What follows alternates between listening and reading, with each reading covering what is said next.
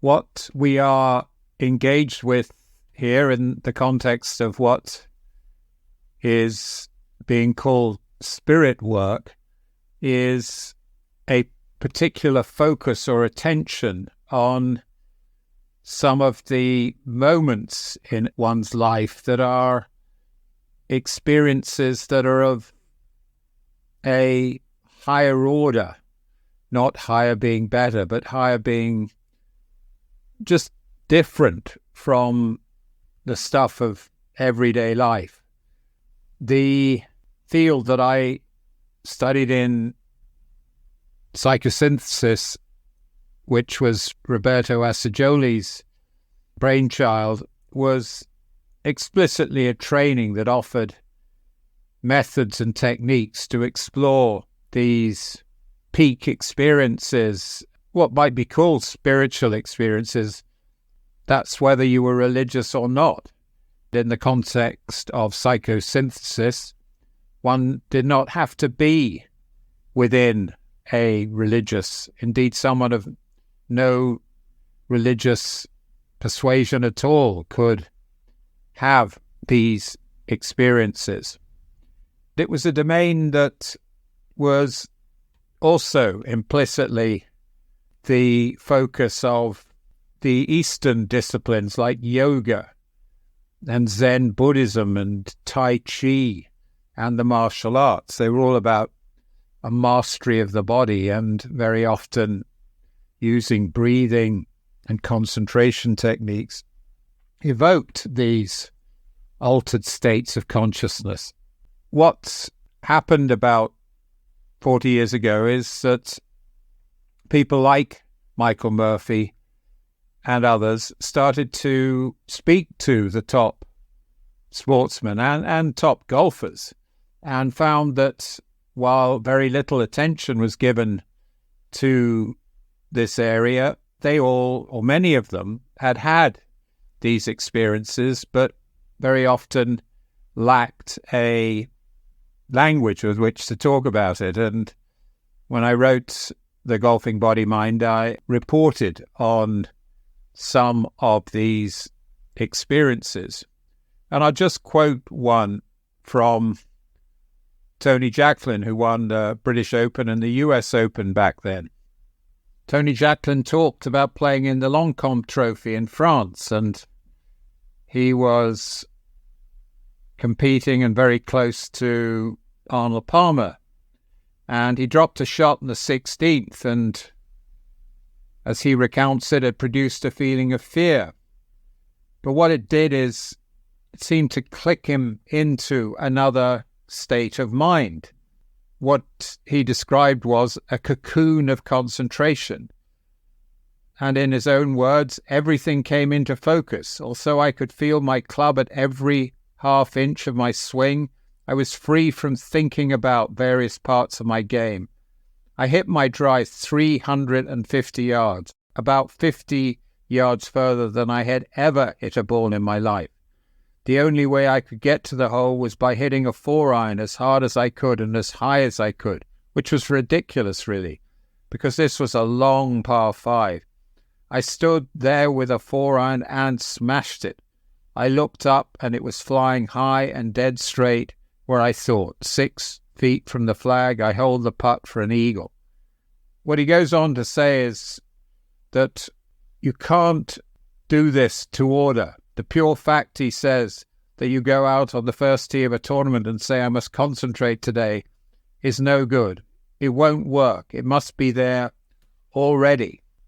While these states of mind can't be dialed up, there's a lot that can be done to increase the probability of them happening when you need it.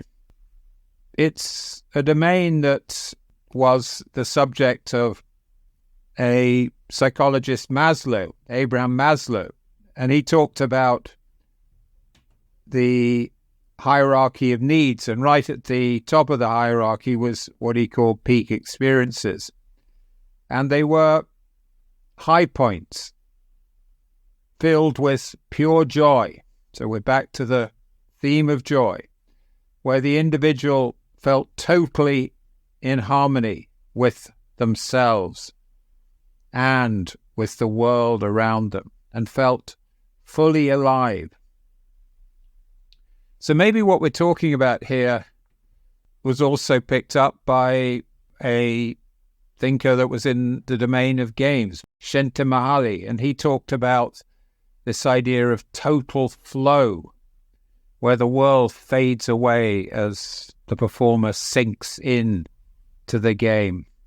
What this seems to be getting at is that it's possible to experience what can only really be described as ecstasy, ordinary ecstasy, and an ecstasy that obviously can be triggered through various drugs, and maybe people who've had time in hospital and are on morphine know exactly what it is, and others have obviously experimented with them.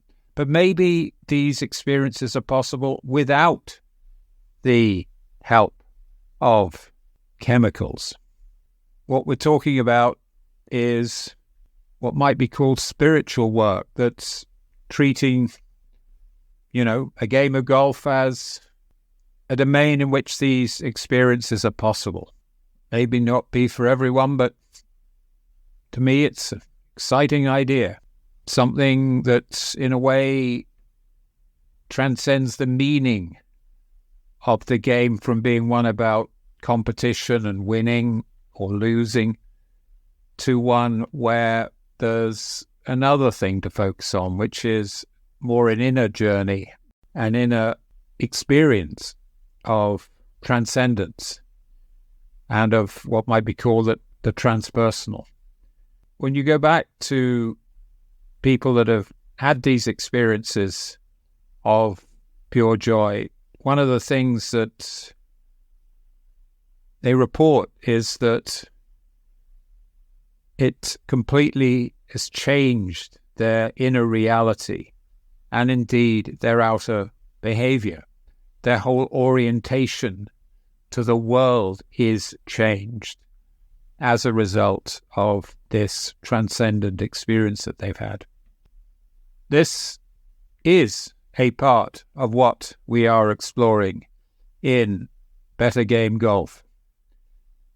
And clearly, the experience of being better than you ever thought you could be might just include that moment is a transcendent experience, is a peak experience, is about being in the flow.